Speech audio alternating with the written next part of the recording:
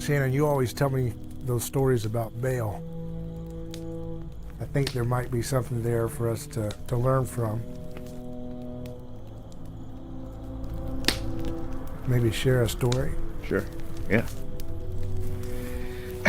The Baal cycle is the fight between Baal and Mot.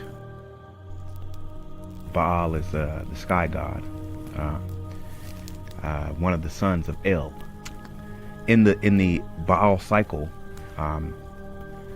Baal is forced to reckon with Mot.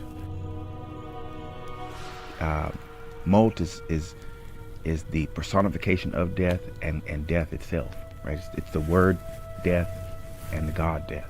In order for Baal to conquer death, conquer Mot, he has to go down to the underworld. Mm-hmm.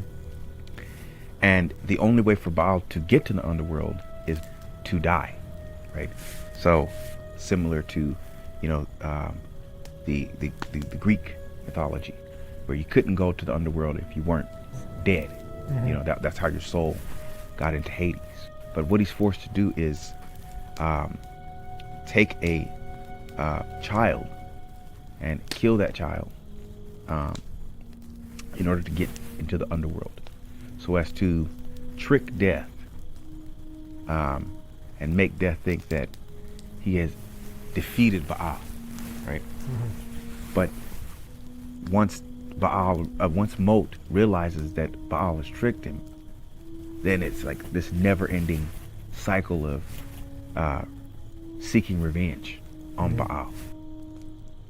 The idea is that Baal was supposed to die himself.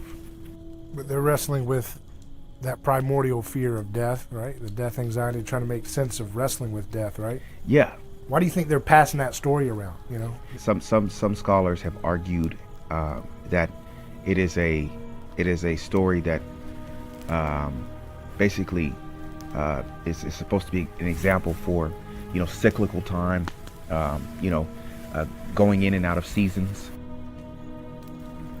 Something like Persephone and Hades, where Persephone spends the fall and winter in the underworld, and she spends spring and summer up with her mother Demeter, right? So it could have some connotations with the change of the seasons.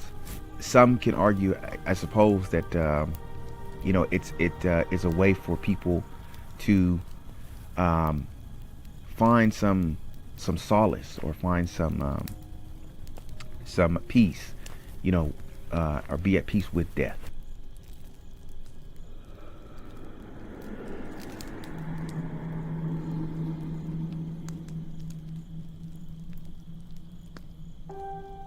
It's almost like death is a god. What I mean? That death has a physical presence, in the world, and to explain it,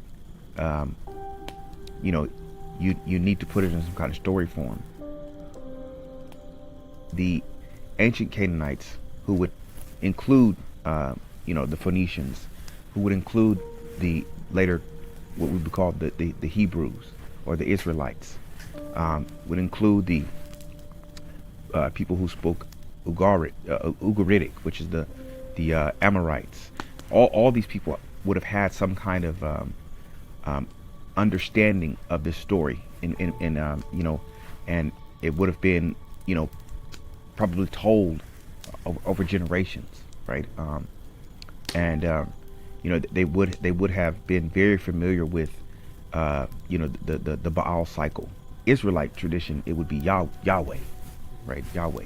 So and of course Yahweh defeating evil, or Yahweh defeating chaos, or the Leviathan, and the beast, and things of that nature. So there seem to be these very similar mythological frameworks around the figure of death, or death itself. Yeah.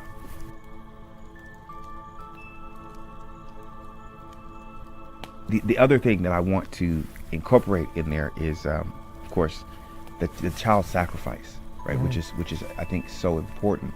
I mean, a lot of people talk about this in terms of Baal and child sacrifice, and talk about the Phoenicians or the Carthaginians, right? Who were of course related to the Phoenicians and other Canaanite groups speaking Semitic languages. That it's not just the Canaanite groups were sacrificing children. It's when you incorporate the Christian message, the Christian story, right? It's that Jesus does not sacrifice another life in his stead, right? He willingly gives up his own life, and he still escapes the clutches of death. So Molt thinks that he got Christ, right? Satan thinks that he got Christ, right? But all power is in Christ's hands, is in God's hands, right? And he finally, once and for all, destroys Molt, Right. right? Yeah. He destroys Satan, right? And so yes, I think that myth, right, of the Baal cycle has serious comparisons to the story of Christ and his victory over death. It's only when we get to, I think, Christ that we really see death is conquered once and for all. You and I talk about Rene Girard a lot.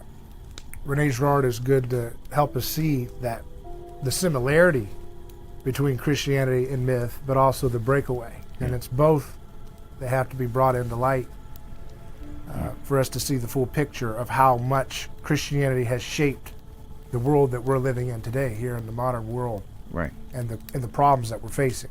The other thing is that Christianity has a huge bank of information that's coming before it, that Christ is able to kind of work with, right? So he has this arsenal that he can kind of use, because being God, he's able to see, throughout history, what human beings are doing to each other, and what the gods demand of human beings, what these other beings are demanding of mankind, right?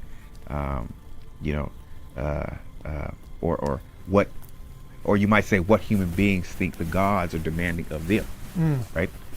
Christ is turning that on its head, right? Saying that God does not demand a life, to be, in order to be pleased, right? You read it in Isaiah, he says, I don't want any more of your burnt offerings, right? I don't want, I don't demand a sacrifice. What I demand is you turn away from your evil ways.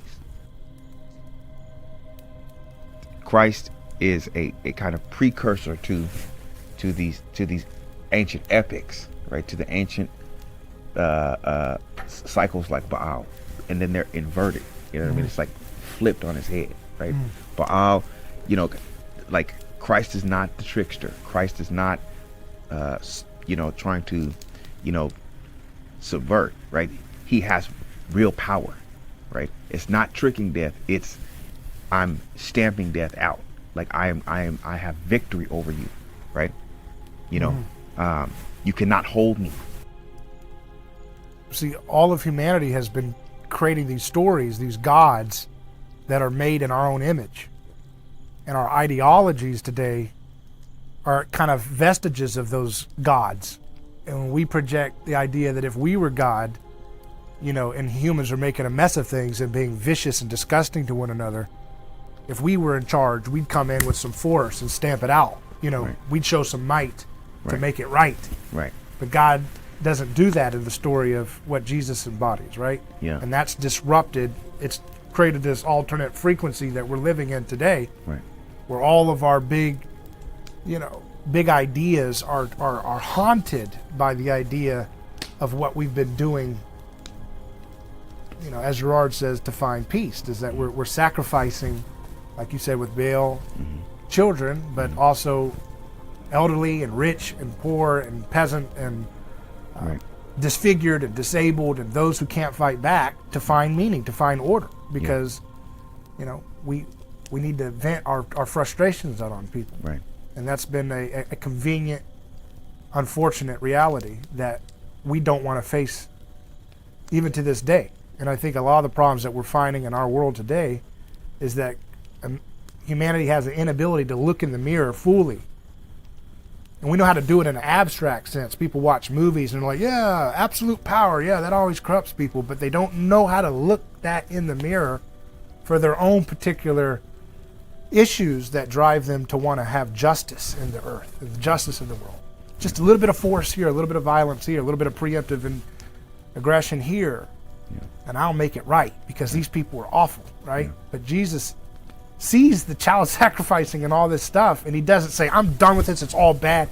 He's like, he subtly works from within it, flips it, because he's like a painter who's working with our ridiculous, blind spots and molding it in a direction that gives us a chance to freely move out of it, right? Without trying to force us, because that's not going to work. Yeah, you observe your own conscience. You know what I mean? Like you like you say all the time, like take the beam out of your own eye. Recognize your own faults, right? And recognize that everyone falls short, right? Of the glory of God. You know what I mean? And that's not to say that I guess that's not to say we shouldn't I guess the Christian term would be rebuke, rebuke wrong or rebuke injustice, right? But it is to recognize that the people that say are enacting injustice in the world, I think maybe don't recognize what they're doing. You know what I mean? It's like that Father, forgive them, for they know not what they do. Father, forgive them, for they know not what they do. That's something that you don't hear anybody talking about in social media today or anything, but that seems to be something that would provide a kind of pathway out of the hot stove, the boiled cauldron, or whatever you want to call it, whatever metaphor you have for this moment, at least in the West, wherever we're at, where people are they've had it. The polarization's hot. The fear of civil war is alive. There's all these things that people, they've just come to a point of a tipping point. But you like myths. Very much. It speaks to our nature, whether it's things that are obvious and things that are a little bit more suppressed. And kind of speaking to the cycle of violence, to the Girardian cycle of violence, particularly there's the concept of the shadow, laid out by Carl Jung, a great psychologist, probably the greatest one of the 20th century. And he talked about something called shadow projection. So first thing, the shadow is that darker side of our soul that exists within us. It's that part of ourselves that we try to pretend isn't there, and we try to pretend it's sort of like the other. But it's there. And what Jung would say is that the more we try to pretend it isn't there, and the more that we don't deal with it, we will project it onto other people. And oftentimes that projection, us projecting that onto someone else, can lead us to scapegoat someone else, especially in a collective movement.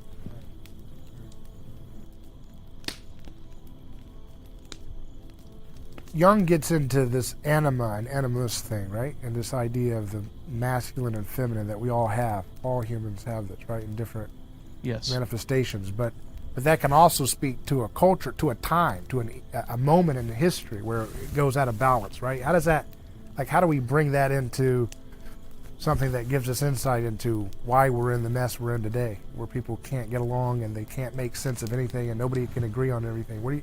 How does something that seems so abstract and fairy tale bring us back to where we're at?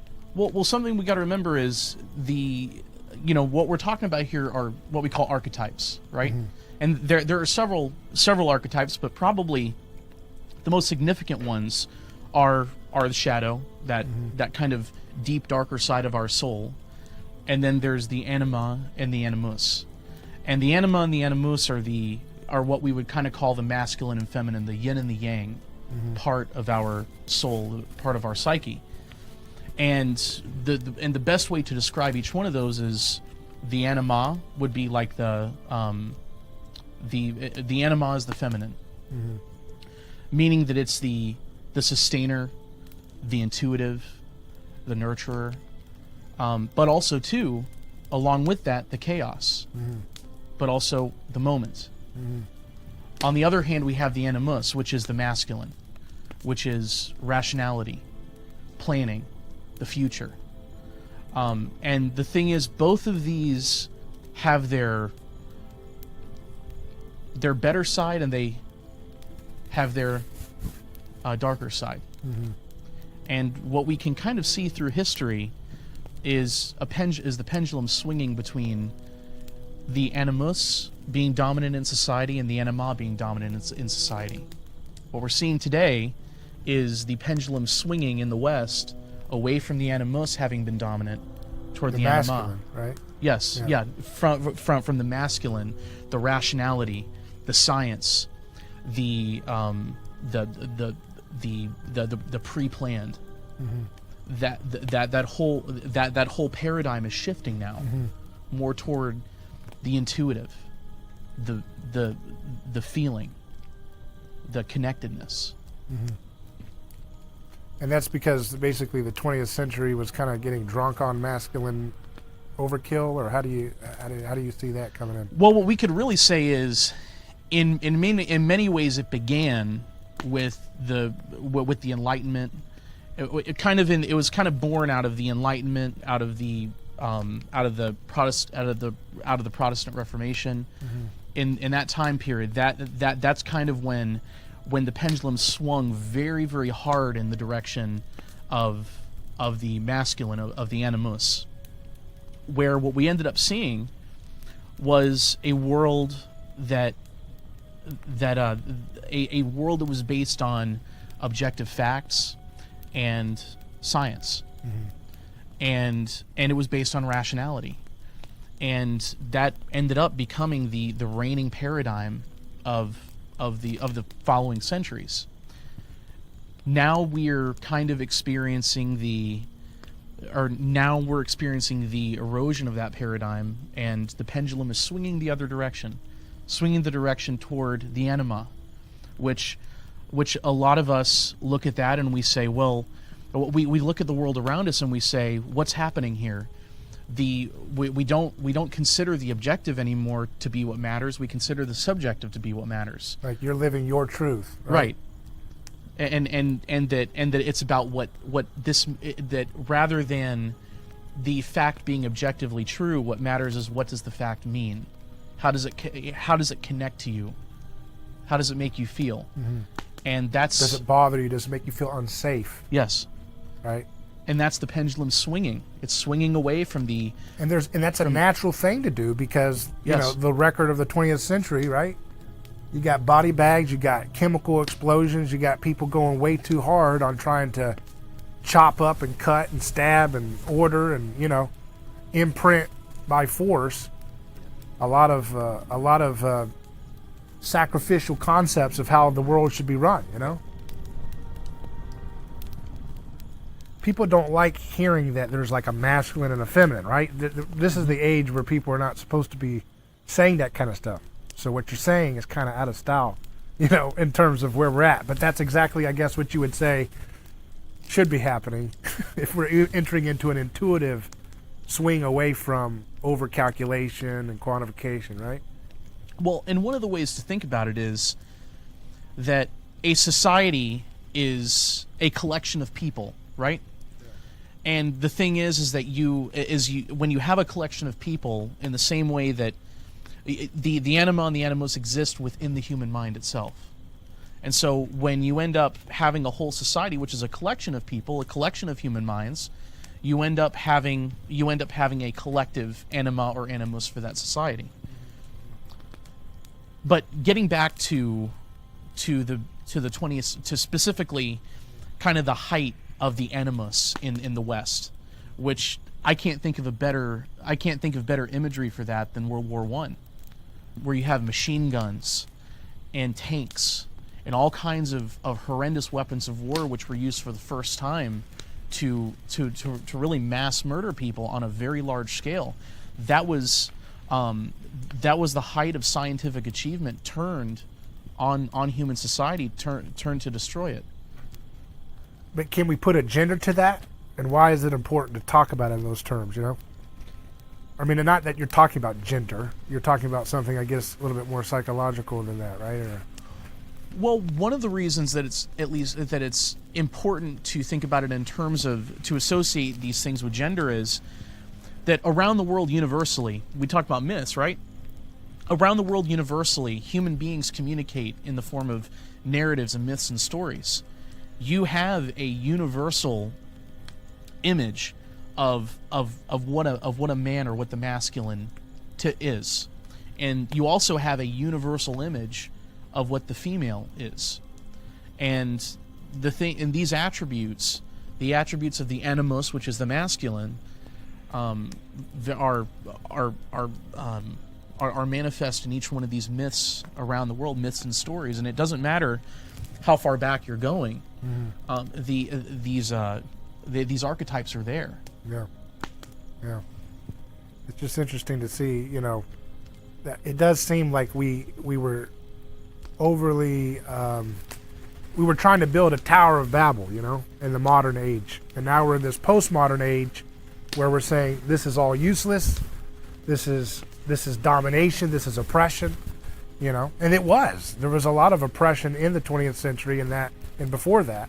Yes. Colonialism and neo-colonialism, this stuff, there's layers and layers and layers upon this. And, you know, we have this clash between kind of what, again, that cyclical, the eternal return that the story of Baal represents, and then this infusion of this Christian story which says, no, we're not always going to keep doing this whole fight over and over again. We're going to go somewhere in history. We're moving somewhere. We're going to progress. And that's what's animating the left wing, kind of what's so-called left part of the West, is that we've got to go somewhere. We can't keep going to this, you know, masculine, feminine, you know, thing. We got to go somewhere. We got to go to a whole new world where we can finally bring a true equality. And not just that, but now equity. We're going to right all the wrongs. The deficits of the past are going to be righted with surpluses into the future. Do you think there's a society that exists today, which is still caught up in the masculine and thinks that there's a teleology still stuck in the masculine, right? I mean, I'm, you know. Yeah, certainly. Yeah. China is an excellent example, because China still operates under 5-year plans, and if you go back, their system, their ruling bureaucracy it comes directly from the Soviet Union. The idea that we as people can somehow have the adequate amount of information to plan our entire way of life from the top down. We can objectively measure science and economics and everything and chart out people's destiny, right? Yes. Yeah, like a mathematical or scientific formula, right? Yes. That's the whole basis of the Soviet system, or it was, right? It was. And then China, you're saying, is still trying to keep that kind of frame going into the future. And the very interesting thing is that you have this duality of the East versus the West. Mm-hmm. That you have the West, which is moving in the direction of the feminine, mm-hmm. and you have the East, which is swinging the complete opposite direction. Yeah. That's swinging further and further and further into dominance of rationality and the masculine and science. And aren't we supposed to have a pole shift anytime soon? So it kind of nice little coincidence there, right? Yeah. The magnets are shifting, right? The polarity of the magnet is shifting. Because I guess traditionally the East would be more in that feminine or the anima, right? The East had been. Yeah. and now they're going in another direction. It's time for them to kind of take that scientific theory of Marx and bring it into fruition, right? Yep. It's time to prove our thesis, all right? And they're using, and I guess China's using our Christian tradition of being concerned with the vulnerable, being concerned with the oppressed. Yeah, against and us. they're hacking it against us yeah. in some sense, Yeah. right? And of Yeah. course, we're doing a good job of it on our own, so we don't want to make them out to be another, Yeah. boogeyman. Oh yeah, they're the ones causing us to get into crazy disputes about cereal and obsession about these things that, while people were dying of drug overdoses, we're fighting over these nominalistic things, right? Yeah. Logos and symbols. But you can see that they kind of like this. They would rather this keep going for us and kind of keep pushing us like, yeah. Keep fighting yourselves. You've got a lot of oppression amongst you. It's like throwing a dog, a pack of dogs, a bunch of red meat, and seeing them fight over Like it. it's like a trickster god. Yeah. Yes. It's like the trickster god or the Joker or something like that. You know what I mean? Like, I'm just gonna create chaos because, you guys are good at blowing your own selves up. You know what I mean? Like, why do we'll just throw a little something in there and Very little effort. very little effort. And I think it's appropriate to even use these God terms in describing nations, because nations, the idea of a nation is a kind of vestige from those gods. That, there was no distinction between religion and culture and state. These are all one thing in the ancient world, Yes. right? And so this idea of having, China acting like a trickster, using our own, our Christian, concern for the victim against us is we're seeing the battling of gods, even though they look deconstructed as nation states today. Well, it's I mean, I think it's like even like what Shane was describing earlier about like the emperor, right? Like being the Like God's vicar on earth. Yeah, or like like, God's vicar God's on earth. representative on yeah, earth. yeah. It's kind of like they're a child of the God. You know what I mean? Like Yes. they're the son of the That's God. like Caesar, right? Son of Yeah. Augustus, son of God. The son of, The mandate of heaven. Yes. You know what I mean? Yeah, like the heavenly mandate. You know what I mean? Like this person is appointed by God to lead, and like you said, there is no difference between like the political and the sacred. It's all kind of like one entity. That's what I guess the ancients would have seen it as. Like there's no difference. But that whole thing about like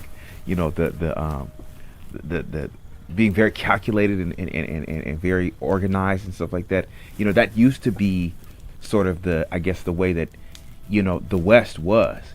You had two lungs of the church. There was the east, and then the west, right? Mm-hmm. And like the West kind of represented the rationale and the precision and law, right? It had to be about logic and getting things right. And whereas the East was much more mystical, poetic. It was about aesthetics. It was about really trying to bring some kind of beauty into the world, right? And the idea of word versus image. Too. yeah, right, like icons and stuff like that. Yeah, I mean, and so I think we're seeing like a shift, Pole you know what I mean? shift, it's on like- another it's just like- another dimension. Yeah, just on a another magnetic dimension. pole shift. And that's kind of another duality. The animus is usually associated with the masculine is usually associated with order, Yeah, and the feminine is usually the anima is associated with disorder on a societal level. yeah. And the thing is that and that's in a very, very structural sense, Right. because the animus tends to be very, very, very, very vertical in the way that things are planned, and the feminine tends to be more horizontal. So one of the things we're seeing is in the East, order is reigning. In China, Yeah. order is reigning. In the West here, I think most of us would say that disorder is Right. it is reigning. Yeah. Oh, the woman scorned or something like that. You know what I mean? Yeah. You can see the sacred in our government stuff. Nancy Pelosi, when that riot happened in the Capitol, she said, "This is our temple. You've defiled our temple," and that's not a metaphor. That's literal. She may not have meant it that way, or maybe she did, but she let on more than she may have realized about the origins of the state having its roots in the vestige of sacrifice. Caiaphas crystallizes the heart of politics when he leads the charge to persecute and kill Jesus by saying, you don't understand. It's better that one man died than the whole nation perish. And that's why the Capitol is a temple, because that's the place where people come together and they deliberate about how they are going to mediate sacrifice, both abroad, which countries are we going to, create insurrection, chaos, or regime change? Which nation states, which lesser gods will we defeat because they have been, run by wicked people or what have you? That's the narrative. And then here at home, what are the things we're going to mediate out for sacrifice about speech, or what kind of weapon you can own, or what drug you can consume, whether your milk can be heated and sold, or whether it can be just, can you sell it without heating it? These are things that they're going to do the sacred task that you don't have the right to do as an individual. I mean, you're in the profane space. In that sense, the Capitol is a sacred space, because in that moment of legislation and the other things that happen around DC, they can do that which you can't, which is decree who shall be expunged, who should be expelled into the belly of the prison system, which is kind of our modern day hell. You know what I mean? It's a living hell to be in prison. And we're wrestling with these issues. We have people protesting around the streets in this country about abolish the police, abolish the cops, abolish the prisons. So we're wrestling with this stuff. One person can look at the Capitol and they say that is a sacred place. Why is it sacred though? Because it's set apart to do that which we're not supposed to do to each other. But of course, it's not sacred in the sense that it doesn't unite us anymore. It doesn't bind us together. We don't agree. There's a mob running into it. It's horrible. People are dying. People are losing their wits on both sides of the aisle. And one side wants to say, no, that team's the only team that does profane violence. Our team's just fine. Anybody you see hurt in our violence, anybody that does a riot in our team, it's just an imposter. And both sides say that for each other. But you see these spasms of chaos and mob aggression boiling up, which means that the sacred isn't working. Right, and that's the thing that it's bubbling up. That's what I want. That's what I want to ask you too, because I kind of think it's like Pope Benedict talks about this, and the further you are from the initial event, right? Like if you talk about sacrifice, someone's death, the further you are from that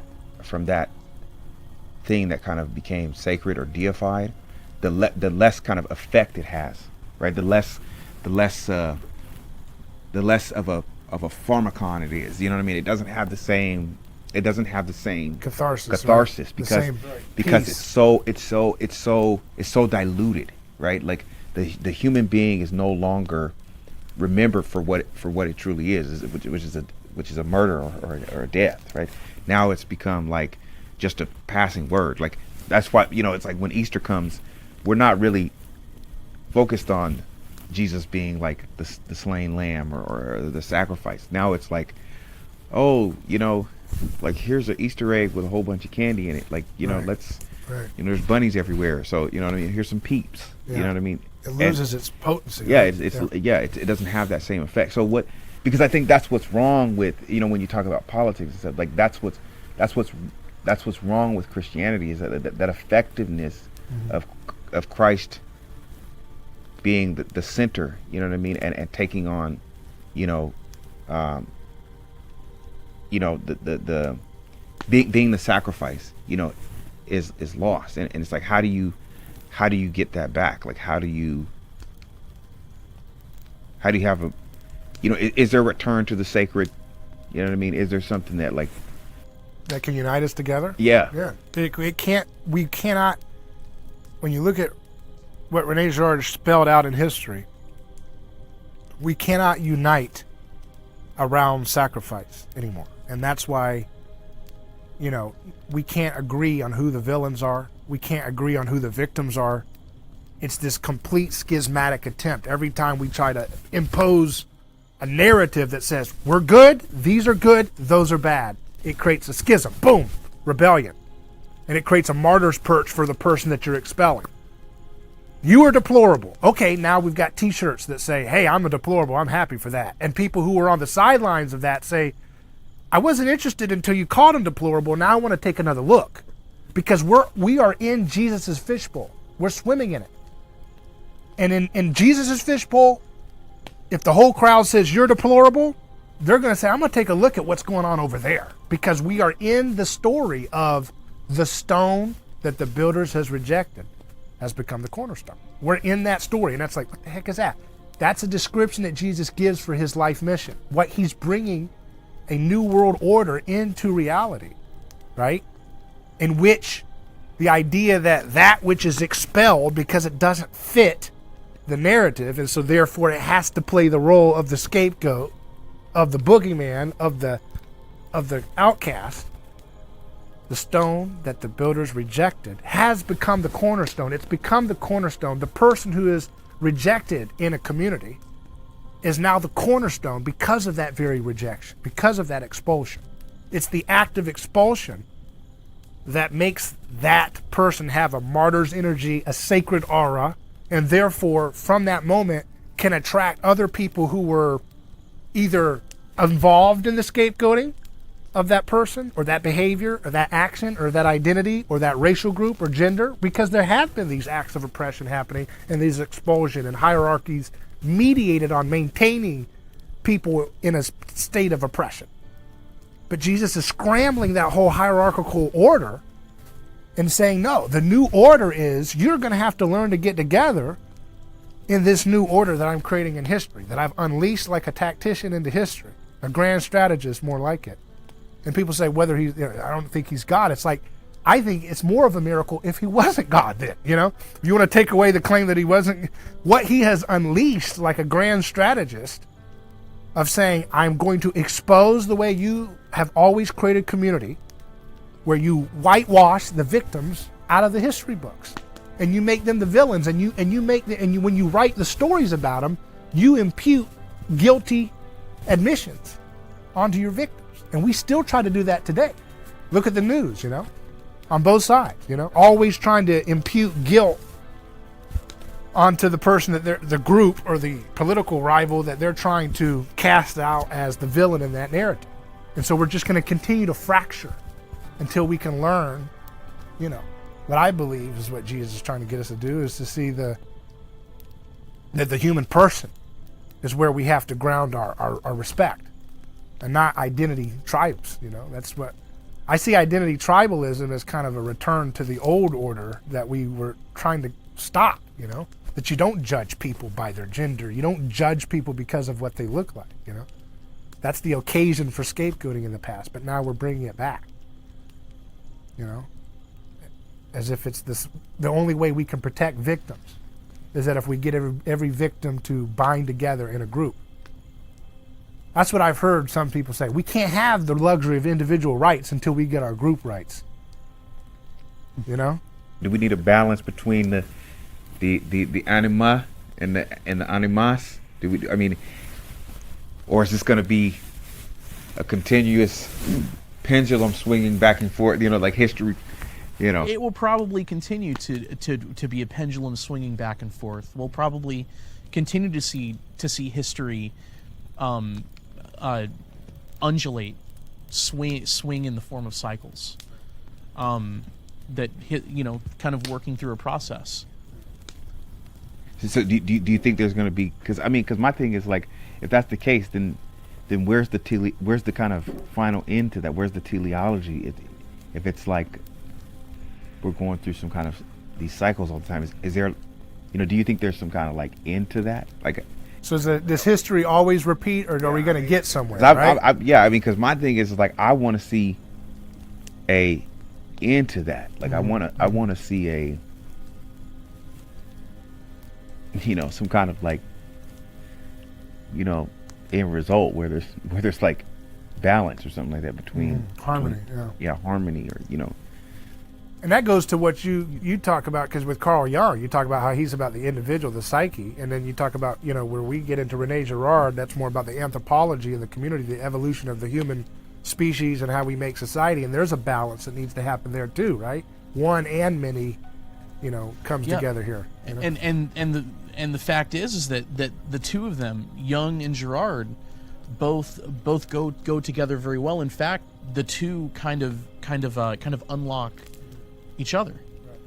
Even though, some Girard fans would say, no, we don't have any time for psychology and what Jung's doing. But I do see you can look at these things on different layers and get some correlating truths, right? Right. It would be sort of different like, perspectives. yeah, it would be sort of like looking at something from two different points of view. Mm-hmm. What it does is it enriches your understanding of whatever that item is, Mm-hmm. and that's exactly what Jung and Girard both do Yeah. for one another. Right. One would be looking kind of like at the, you said it before, like bottom up, and one's the other way. Yes, that Girard is looking at everything from the top down. Is kind of like looking at everything from an eagle's point of view, and then Jung is looking at everything from the bottom up. Yeah. Is looking at the individual's mind. But the thing is that really to really understand the full picture, we've got to understand both. Yeah. And the irony is like you're talking about an eagle's point of view, which reminds me of like a God's point of view.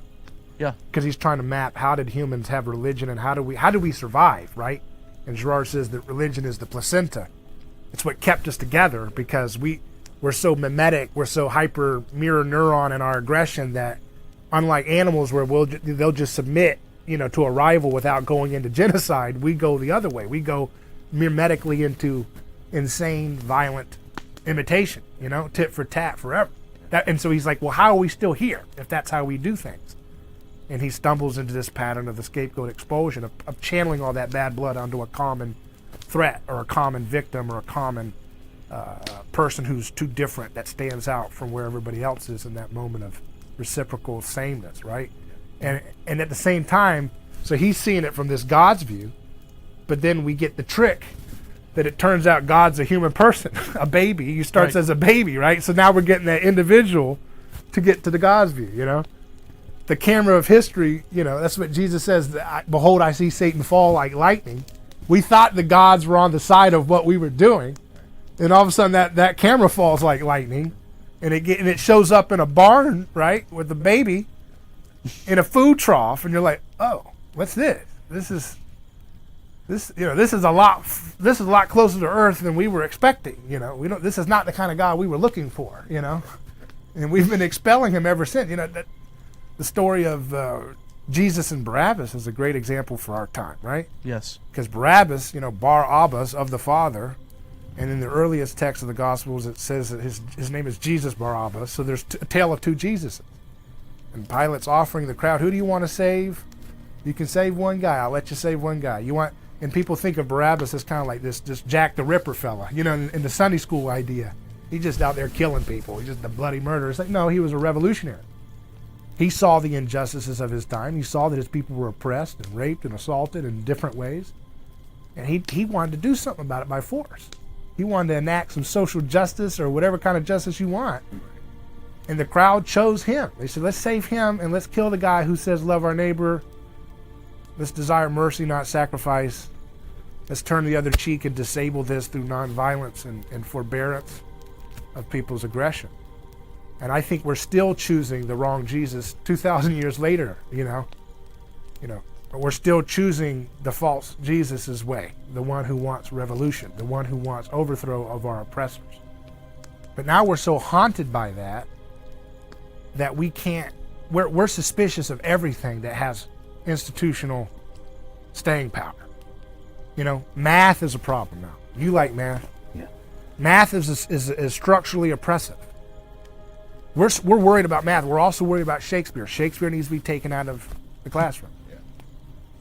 And there's a real vicious movement towards this, and it will get stronger and stronger and stronger. Yeah. He shouldn't have wrote Romeo and Juliet, bro. Yeah. Where does this, like you said, where does this end? That's the question of our time. Where does this go? Because the right wants to just say, well, you like Shakespeare, you hate Shakespeare, I love him now, it's the greatest thing of all time. And it's like, okay, you can like it, but that's not really going to solve the problem. You're just mimetically continuing the cycle. You hate it? Oh, I love it. That's still imitation. And It doesn't break the problem. And that's the problem is, by and large, identity politics used to be a phenomenon on the left. Right. Now it has become the political currency in the United States of both sides. And the idea of a riot to get your way was something that was a little bit more seen on the revolutionary left, and now with that capital thing and other things, now the right's imitating that too. So and that's another thing Girard talks about, is this merging of the self, these merging of two rivals. The more they compete, the more they look exactly the same. Yeah. Mimetic doubles. But in the moment, when you're in that conflict, you look farther apart than ever, and that's why it's so hard for us to break through that conversation and say, take one of those rivals aside and say, hey, look, you're looking exactly the same. And they're like, are you kidding me? There's a mile of difference between me and what those dirty, deplorable, racist supremacists, and they say, are you kidding me? Those globalists selling us out, selling out our country, hypocrites. And so they can't even see, but the big picture, that big God's eye, eagle's eye, you can kind of see they look kind of the same. One's burning the city, the other one's attacking the capital. You know what I mean? One's saying, hey, my identity is what defines me. The other one's saying, well, my identity is what defines me, and I'm oppressed. And they say, well, no, I'm oppressed. But nobody wants to stop and say, hey, you know what? We're both getting oppressed by this, right? We're all getting oppressed. Let's stop fighting over who's got more oppression points. But that's the one thing we can't seem to do as a society, because we feel like if we drop that guard, if we drop our guard, we're going to get devoured, because Jesus was killed. Jesus said, hey, follow me, but he gave us the worst pitch in history. He said, take up your cross and follow me. And everybody's like, yeah, okay. You're not really serious, right? Take up your cross and follow me. That's my best marketing pitch I can give you. I got nails through my hands. I got nails through my legs. That's why we're always, bringing the sacred, right? We're always trying to bottle up Jesus into an object because we really don't want to let that become the subject of our life. Right. Wait a second. You're not serious. I'm not literally going to take up my cross. That's a suicide pact. That's what everybody says. When you know what I mean? When I tell people, hey, should we follow Jesus? They're like, no. You don't bring Jesus into politics. You don't bring Jesus into the midst of this. That's going to get you killed. And I don't think that's necessarily the case, but it could be. Because there's always a risk you could get killed by the mob when you try to get in the middle of a raging mob, right? Well, and one of the problems with the world we find ourselves in, identity politics reigning supreme, each side looks at the other and says that the differences are irreconcilable. Right. That the other side is 100% evil. Right. And both sides will ask the question, is it even possible for us to build a bridge together? Is it possible for us to ever sit down and put our disagreements aside? Mm-hmm. Oftentimes both sides will say that the other side's mind is completely toxic. Mm-hmm. Mm-hmm. And the thing is, and the problem with that is that if you bring Jesus into it, what Jesus says is all of our minds are toxic, mm-hmm. with the exception of the grace of God. Mm-hmm. So it's a humility that we just don't want to get to, because again, I think we're in this fight or flight mode where we feel backed up into a corner. Everybody does, and all their little cliques and tribes. And it's like we don't have time to make peace because our opponents are going to devour us. And there's a kind of truth to that, but Jesus isn't saying to flinch, Right. He doesn't say to flinch, because the flinching motion will make you get devoured. Kowtowing to the mob will get you devoured, And he's not saying, hey, yeah, just, sweet talk him and be nice because you'll survive. That's that's not the way of Jesus. Jesus looks down when the crowd is wanting to stone the adulterous woman, and he averts his gaze, as Girard would suggest, to prevent them from projecting their hatred into the eyes they see in him. This is an Aikido move. He's trying to deflect and save this woman's life.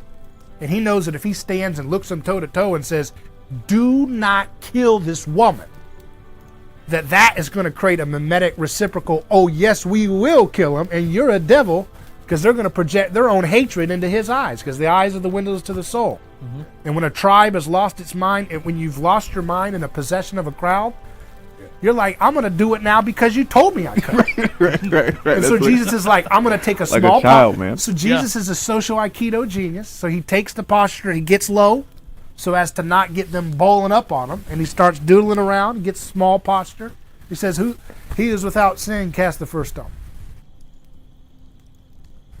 So he ninja flips their whole thing, and they're all thinking about, well, who is going to cast the first stone? Is it Bob? I know Bob's kind of a dirty dude.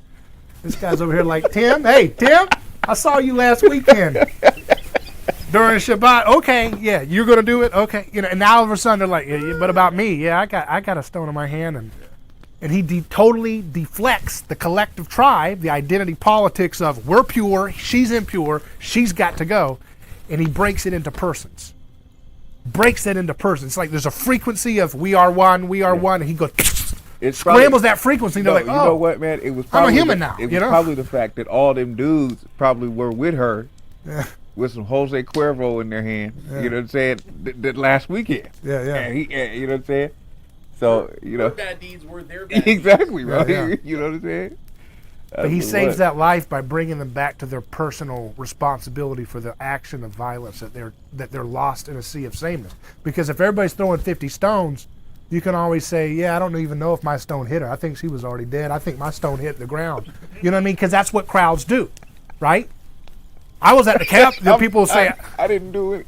yeah, that's like people saying these people running into the Capitol. Well, I was just there to take photos. You don't know who's who. You don't know who's doing what. Right. I got a mask on. That guy had a mask on. That guy's Antifa. This guy's a Nazi. This guy's a, save the rainforest. Did We you got to throw- save the whale guy Did here. you throw a punch and get caught on camera?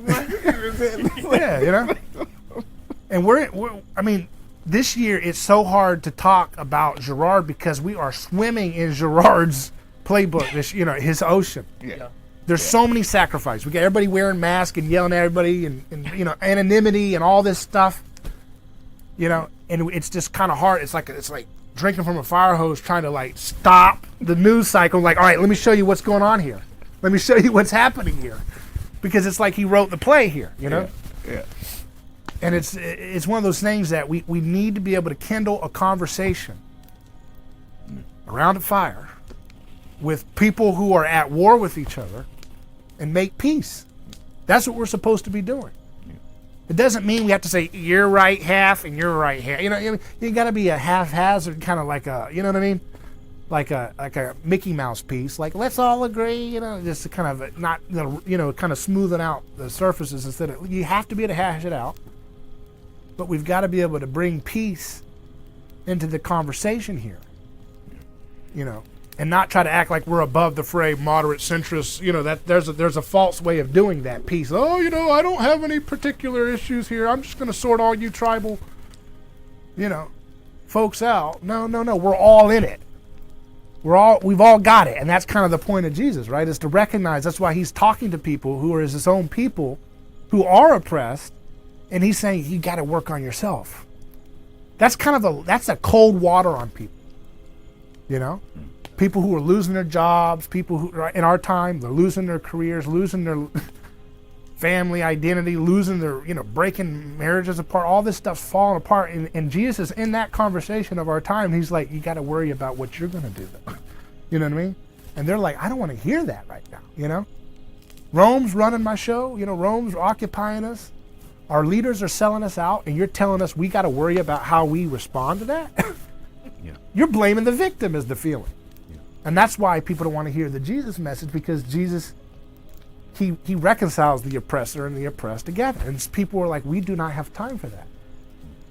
The left is oppressing us, the globalists are oppressing us, or patriarchy is oppressing us. In every one of their stories, you can find truth.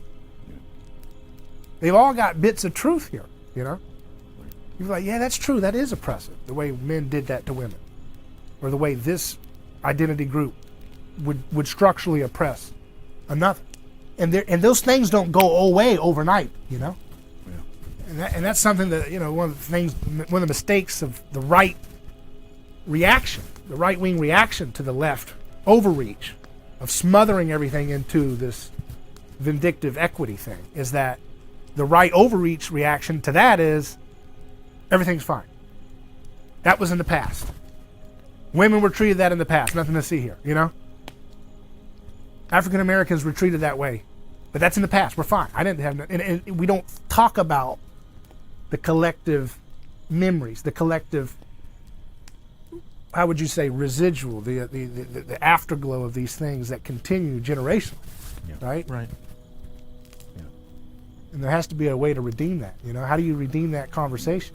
Don't you think that a lot of it is us coming to grips with, every one of us, coming to grips with and understanding that everything that we hate in our enemy is really deep seated inside of us.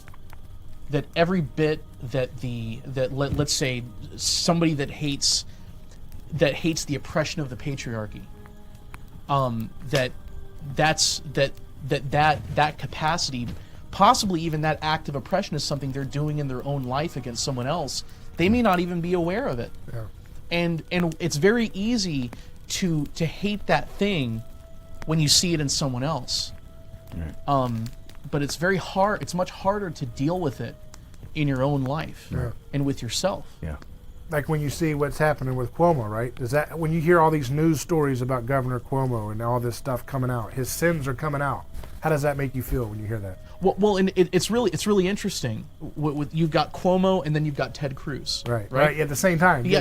You've got both at the same time. So for a tale of two hypocrites. Yeah. or something. So for somebody that's on the right wing, they're going to look at somebody like Andrew Cuomo and they're going to say he's a liar, he is an oppressor, he's all these horrible things, right? And then someone on the left is going to look at Ted Cruz and they're going to say he has abandoned his place in the world. He shirked his responsibilities. Took off to Cancun during the ice storm. He just goes off to Cancun. He's privileged, you know. But the thing is that both sides are going to look at their opposite, at the scapegoat, and they're going to impugn all of their hatred onto that person.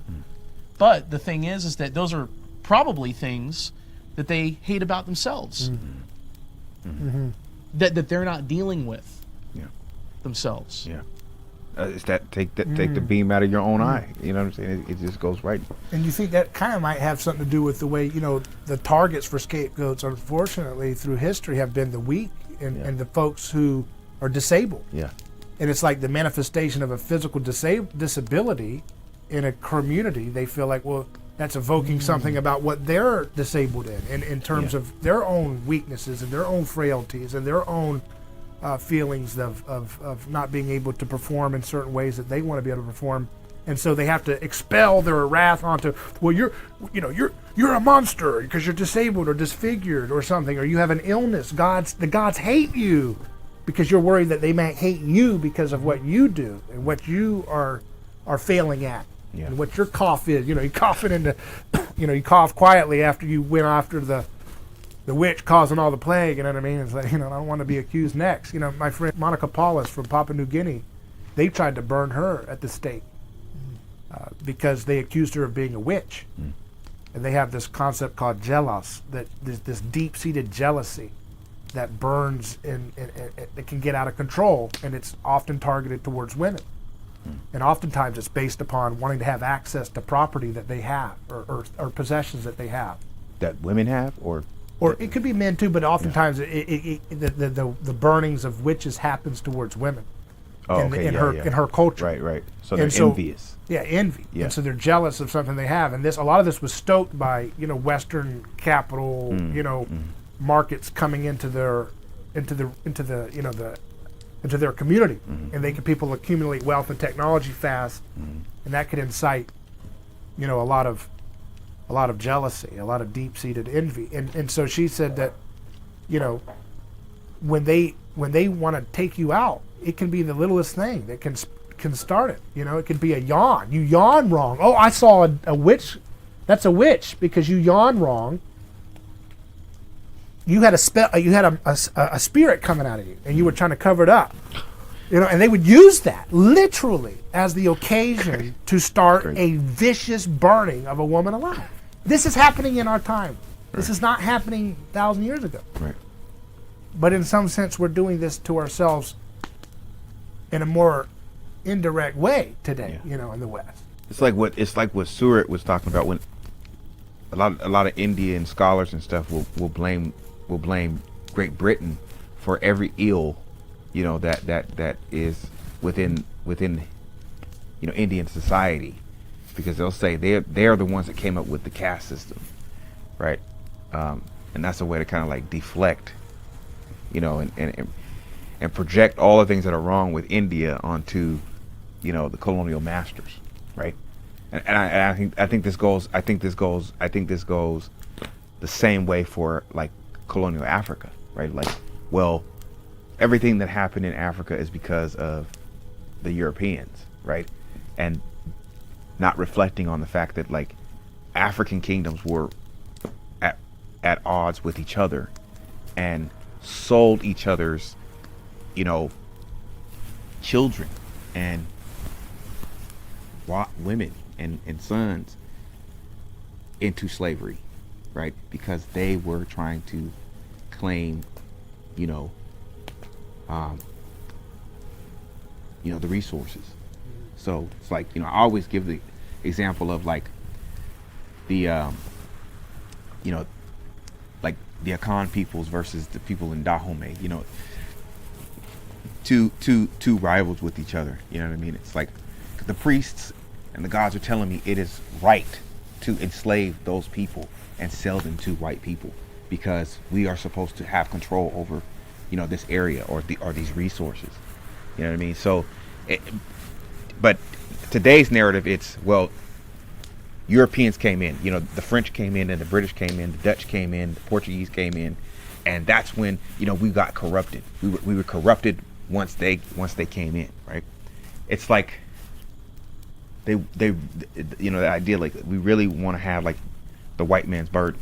You know what I mean? Like, you have to deal with this and be confronted with it, and like you can't put any blame on anyone else, right? Because you have done more to destroy the world than anybody else. Like what African kingdoms and Indian kingdoms did was on a small scale, right? But what Europeans did was so global that there's no comparison to it or something like that. Your sin sin is greater than the other sin. Right. Now, because of the scale and extent, right? Now the only, I think for me, the only way that I would accept that in some ways, and I don't want to say accept, I want to say it in a way that, like, I would say Christianity was so deeply ingrained in the European culture that they knew to do better. And because African nations didn't know that, and these Indian kingdoms and in Asia didn't know that, right? In the Americas, people in the Americas didn't know that. I always have the perception that medieval Europeans, knowing that these people were ignorant of the gospel, used that to their advantage. How? Because it's like, well, if they don't know about forgiveness and love and all of that, and they're doing this stuff to each other, they're enslaving each other, they're battling with each other, they're fighting with each other, why would we tell them about the gospel and about peace and love when we can make a killing off when we can make that's the only way that I would like, because they were instead of recognizing that some of the technological advances they had were an effect of the gospel, they were trying to make it all about our superiority. Our distinct, they're trying to take credit for advantages that they did not have right to claim credit for. Right. Yeah. They didn't have the idea of a gift from God for the things that they had that gave them that technological advantage or something in that moment, right? Yeah. That's I mean, interesting. Might be a little far-fetched, but I don't know. Well, I think that's a very interesting point. And if you look, I think if you look at people like Cortez and Pizarro in particular, and there were many other Europeans that went all over the world to Africa and places, and no doubt that there were Europeans that showed up and exploited the localities and treated the people terribly. It's interesting because if you look at what those Europeans said about those people, they justified their exploitation by saying that these people were like the spawn of the devil, or that these people were animals, or that these people were somehow less than human and didn't even have any redeemable qualities, that somehow they were outside of the purview of the Christian story that's unfolding. And I think they had to do that in the light of the gospel in order to justify the exploitation To shield their conscience. of those people. Yes. Yeah. So they were doing the same thing that they were judging them for doing, right? Right. Oh, look, they're savages dehumanizing each other, so we'll dehumanize them so we can keep doing it too. Right. So why would God give this kind of revelation if humans can't handle it? You know what I mean? It's like you get this story that says, hey, stop killing each other, stop sacrificing each other to have peace. And that story spreads like a virus contagion, kind of slowly, and falls apart and slowly and fits and starts. It kind of causes people to say, hey, maybe we should stop burning witches to stop the plague, and maybe we should examine that growth on that dead body over there and see if maybe something on that nose, if we could look at it closer with a piece of glass, might give us some insight into how to stop this plague without going to Martha again, because she's dead, and we got a couple other people that look like witches, but after they're gone, I don't know who else to blame. So it's kind of like you have that introspective moment where that blind, it's the Jesus Aikido being played out in history. The who will cast the first stone thing is haunting cultures that are baked in that. As much as they shield it and try to objectify Jesus and make him an object that they can put in their pocket and try to protect that revelation, it still hits them in their conscience slowly, right? And yet that story gives people the insight to be able to develop scientific technologies that does give them a comparative advantage against other people who don't have that biblical tradition story. And yet, for some reason, humanity can't seem to handle that.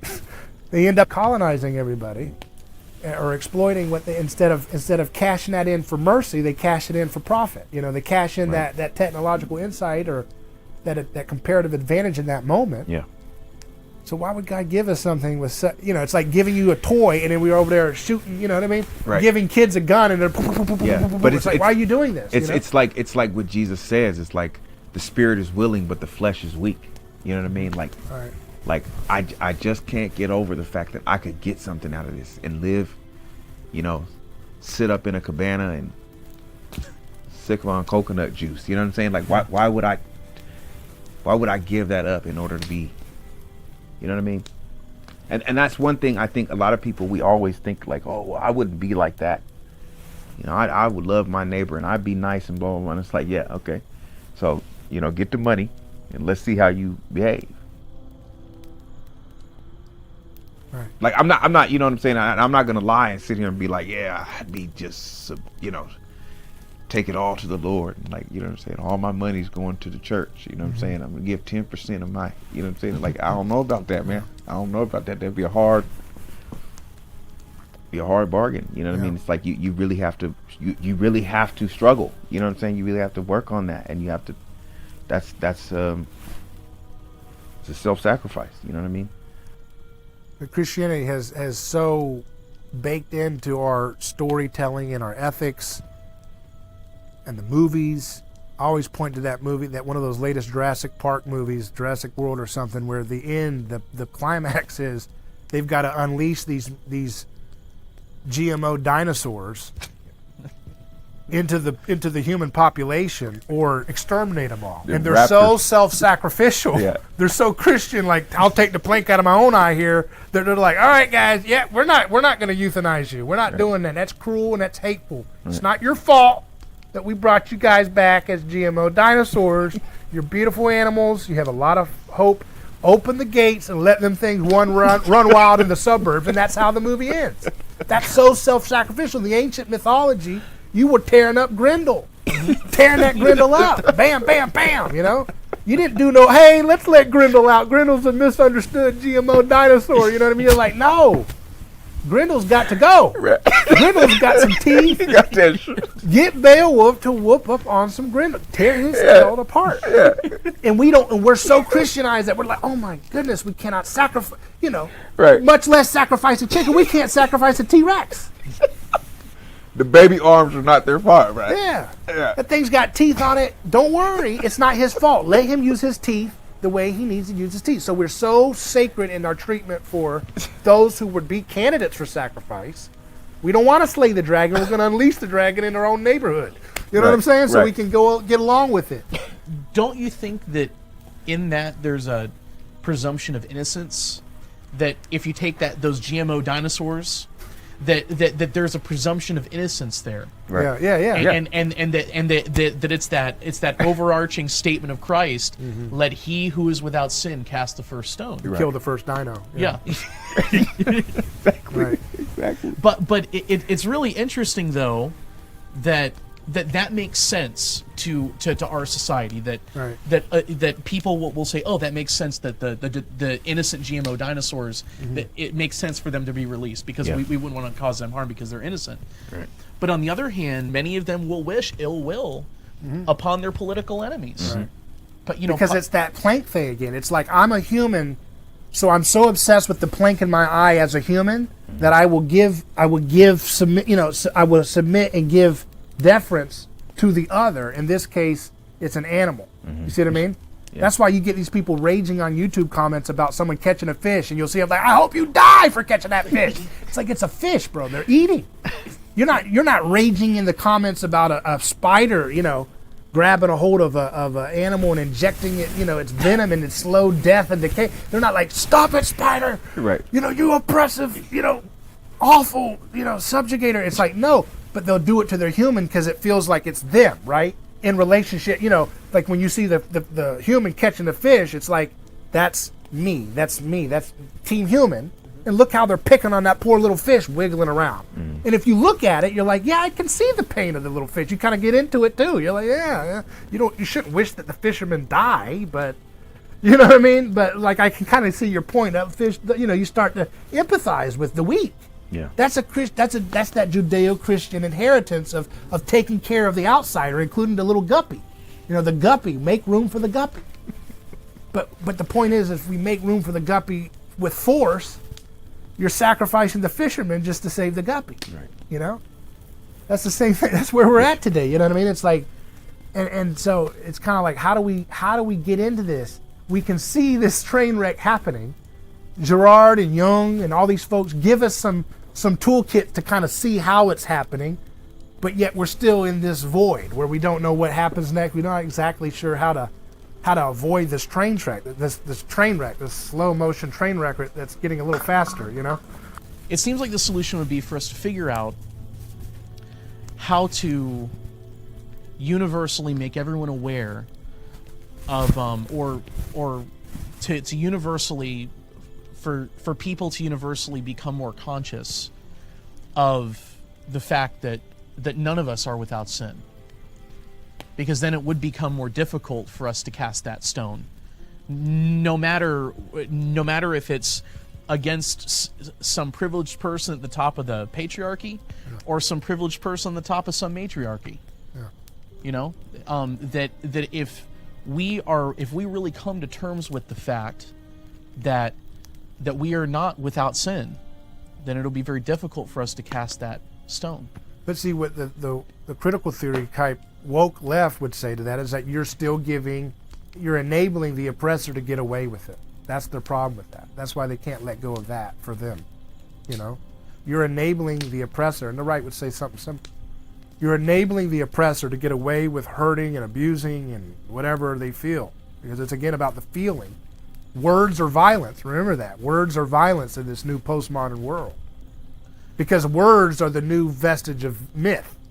Used to be you would tell them a story. Odin, demands this, and this is why we got to kill you. And now it's like these words are where we contain violence, and we use them as weapons now. And it's where, like, the way you're talking right now is making me feel very unsafe. Okay? It's like all I said was math is okay. I said math is okay. I'm triggered. Yeah, and it's like, the way you're talking about Shakespeare right now really, really makes me feel like I'm not in a safe space, okay? And it's like, these are words, okay? This is Shakespeare's words, to be or not to be. And it's like, they're hearing to kill or not to kill you. And there's this viciousness about words and language, and you know what I mean? And there's this desire to deconstruct it all and then rearrange the stack to give vengeance points back to the people who Shakespeare was disgusting to, who he was a bigot to or something, to make it fair. Don't laud Shakespeare because he was a sinner and he wrote too well. And he only wrote too well because he must have been, he had some kind of conspiracy that was helping him out, that he was benefiting from, some kind of, situation in the hierarchy. But that's kind of where, we have to be able to come into that conversation and say, okay, it's okay to have a concern for justice. That's the problem I don't like with some, Christian circles, and is that they want to say, no, there's no justice issue. We just need to work on, kind of keeping things the way they used to be and rolling it back or something, double down back there. It's like, no, there is some justice stuff that needs to happen, some severe, justice conversations. But how that looks is very important. And that's one of the and that's one of the reasons that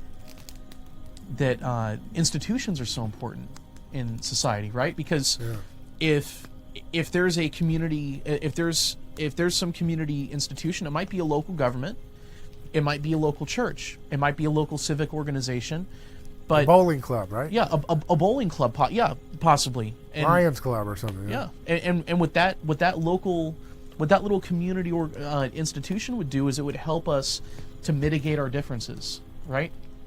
And also, too, the more opportunity we have to coexist together and be face to face, the more we come to realize, even though we disagree quite a bit, and I may even believe, or one person may believe another person to be to be evil incarnate, if they have to face one another, if they have to actually face one another, then they start to see the common humanity in the other person. Right. It's about letting people see their neighbor, letting the crowd see the woman as themselves, right? I'm not going to stone this woman because, I have sin too, right? Yeah. He is without sin cast the first stone. The left wants to stone Jesus for telling the woman, go and sin no more. The right wants to stone the woman because she's impure and causing the neighborhood to go down the drain, Yeah. As I tell people, it's like, the right wants to be tougher on crime. So we're going to have a big giant nanny state that gives you 3 square meals a day, government health care, a roof over your head, a government job. You know what I mean? That's Right. real tough on crime, isn't it? Yeah, you're going to extend the life sentence to a double life sentence for a drug? Okay, you're real tough. Give them a little college education. It's a cruel thing, but it's still not very macho the way they try to act like, let's get tough on crime and lock them up longer, you know? They do what the left does, Yeah. but just even worse. Right. It's like you're getting confined for real. You know what I mean? It's not just to the projects. It's like to But prison. that's not tough. Yeah. It's abusive, but it's not a tough way of dealing with something. Tough love is a family member slapping you and saying, get your shit together because you're addicted to something that's killing you. That's tough love. But this kind of incarceral state that we have where it's like, we're going to have a sterile bureaucracy with no skin in the game. You know what I mean? Just kind of bureaucratically shuffle you as a number into a giant nanny state, machine as prison labor and all this. That's not tough love. That's not love. There's no relationship there. That's just a mechanistic, like you were saying before, the old way of the World War I type era, that whole 20th century of mechanically chopping, cutting, separating, expelling, and not having any kind of focus on the human there. That's being at the equation, right? The epitome of science and rationality turned against humanity. Yeah. Right? Right. Fascinating. Shannon, what's the answer? I think it's what Jesus says in the scriptures.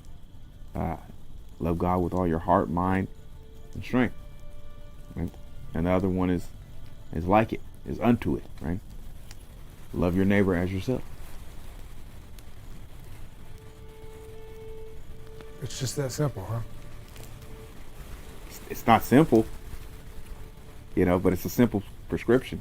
Mm-hmm. It's like an equation, simple equation that explains everything. You know what I mean? It's like a simple answer to a huge problem. You know what I mean? Because if you love your neighbor as yourself, you're not going to scandalize them or oppress them Right. or vilify them Yeah. or dehumanize them Right. or surveil them or cage them Yeah. Because you see for things you wouldn't want to be caged for. Yeah, because you see them in you. You know what I mean? Yeah. You know. You know. They bear the image of God. You know, they are in the image. They're made in the image of God. What you want to see about that person is not. What you want to see about that person is not God. You know, what you want to see about that person is not a person. What you want to see about that person is evil. That person is mean. That person is violent. That person is, you know, Ignorant. Bigoted. ignorant. That person is, you know, a whore. Whatever you want to say. Like, they ain't the child of God. You know what I mean? And they ain't made in the image of God. And they're not like me, because I'm not like that. You know what I mean? I don't bear any of those characters. I don't have any of those characteristics. Right? And we have, you know, we all have a hard time with that. You know what I'm saying? Like, just me saying it, it's like, I know that's not how I think about people when I look at them. You know? Yeah. You know? You look in the mirror and you see Baal or what? Medusa? Who do you see in the mirror? Who do you see in the mirror? I see imperfection. And it's difficult to see that and to own it. Because when we only see and embrace the perfect parts of ourselves, that makes us blind. And it makes us act carelessly, and it makes us become tools of forces that can cause harm to others. Right. Gerard said that's what kind of the point of being Christian is, to realize that you scapegoat too, because you never believe that the person that you're laying all your indignation against, because anger feels good, it makes you feel like you're right. Yeah. To be in righteous indignation. You never want to believe that, like you were saying earlier, that you're indignant. Maybe they have harmed you, but also there's also an element that's often about what they remind you about what you're capable of, or what you do tend to do yourself in a different way. Right? They're oppressive, but you oppress. Yeah. They're greedy, but you're greedy. They're ridiculous the way they treat their coworkers or their employees, but you kind of wish you could do too if you could get away with it. You know, and that bothers people. And that's what it means to repent. That's that idea of repentance, which is the most, like, even if I say that word, I feel like I'm saying a cuss word, you know, because the way the people think of that word, like, what did you just do? You just fouled up the room with that word. Because that's how far we've come away from that, right? Yeah. We're so caught up in envy that the last thing on our mind is repentance. Because we are really convinced that person has things because they're lucky and they don't deserve it. And I could do so much better if I had the things they have. I wouldn't sit in a cabana and sip on a coconut, you know, whatever. You know what I mean? Yeah, with my feet propped up on Exactly. oppression.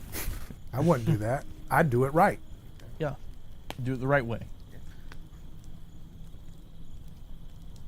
Hopefully we'll do it the right way. Because this is a dark time in different ways, but it's also a hopeful time for me too.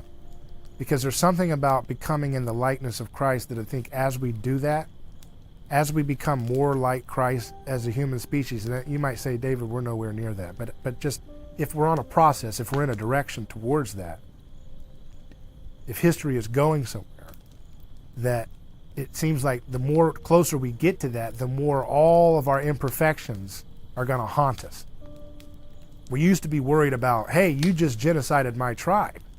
And now we're worried about brands and logos and language and math, you know? So we've come some way, you know? I always like to illustrate how the Colosseums versus the NFL football. In the Colosseum times, they weren't worried about gladiators getting concussions. Today, we're worried about how do we make those pads and rules differently so that football players don't get concussions. In the gladiator times of Rome, they weren't concerned about how the gladiators treated their girlfriends. That's a big scandal that has plagued the NFL, is how do we deal with domestic abuse coming up as an epidemic in some cases.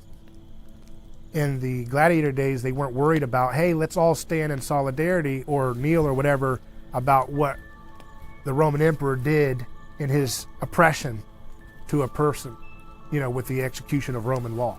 That wasn't a thing. When the Roman emperors came in, you all stood in unity and reverence, or whatever it is that you would use to defer to that unity. And that's the work of Jesus. Jesus did that in history. Jesus made those cushions and those football helmets a little thicker than they may have used to be. You know what I mean? Because we are haunted by what we're doing. So much so that we can't even do simulated violence anymore without being really concerned about the ugliness of what we're going along with.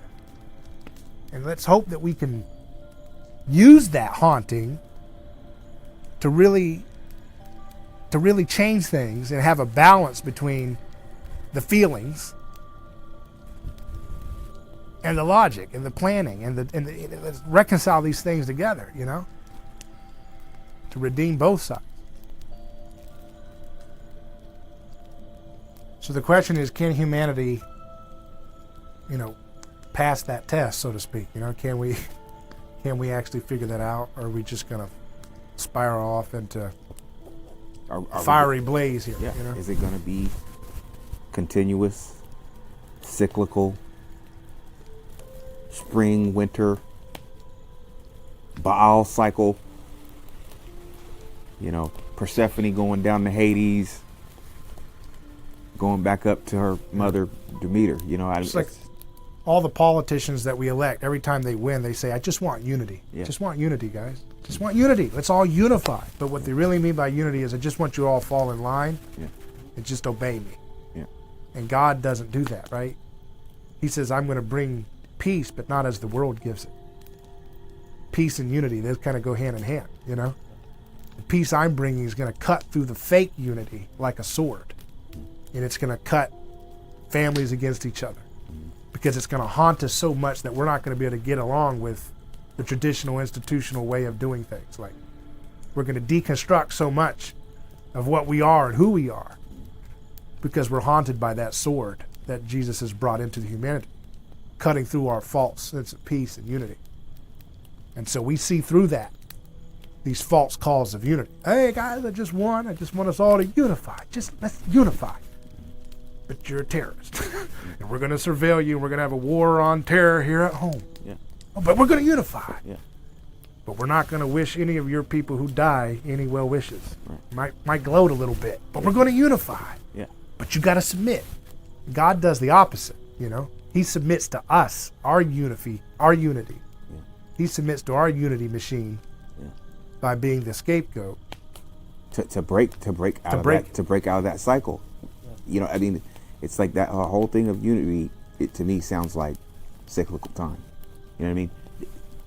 Like we want things to go back the way they used to be, like some normalcy, which is let's get a spring, fall, whatever. You know what I mean? Like let's get that summer solstice, Equinox, whatever, going. Mm-hmm. But God makes the rain fall on the just and the unjust. It's not about who you sacrifice that makes the rain fall,